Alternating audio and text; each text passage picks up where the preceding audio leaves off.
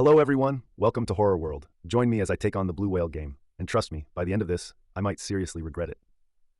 The Blue Whale game, for those who may not be familiar, is an online challenge that originated in Russia back in 2013. It's a series of 50 tasks that are meant to be completed over the course of 50 days, each one more disturbing and twisted than the last. The game's dark nature and reputation for driving players to suicidal thoughts quickly made it notorious among gamers. I'd be lying if I said I wasn't drawn to the game's mysterious and ominous vibe. As someone who's always been fascinated by the darker side of the internet, I was curious to see what all the fuss was about. But as I delved deeper into the game, I started to realize just how dangerous it was. The challenges were designed to mess with your head, to question your morality, and push you to do things you'd never thought you'd do.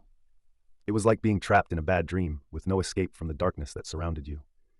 As I progressed through the game, I started to feel a sense of unease, a growing sense of dread that I couldn't shake. The tasks were getting more and more extreme, and I was starting to wonder if I'd made a huge mistake by playing along.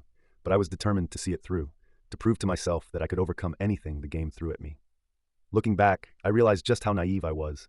The game was playing me, manipulating me into doing its bidding. It was like being trapped in a cycle of psychological torture, with no way out. I was losing sleep, I was irritable, and I was starting to question my own sanity. It was like I was living in a nightmare, with no escape from the horrors that haunted me. But then came the wake-up call, the moment when I realized just how serious the consequences of the game were. I was talking to a friend who'd also played the game, and she confided in me that she'd attempted to take her own life during one of the challenges. That hit me like a ton of bricks, and suddenly, the game wasn't fun anymore.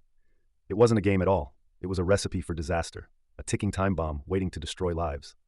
I realized that I'd been playing with fire, that I'd been so caught up in the thrill of the game that I'd forgotten about the real-world consequences. I was lucky to have escaped unscathed, but others weren't so fortunate.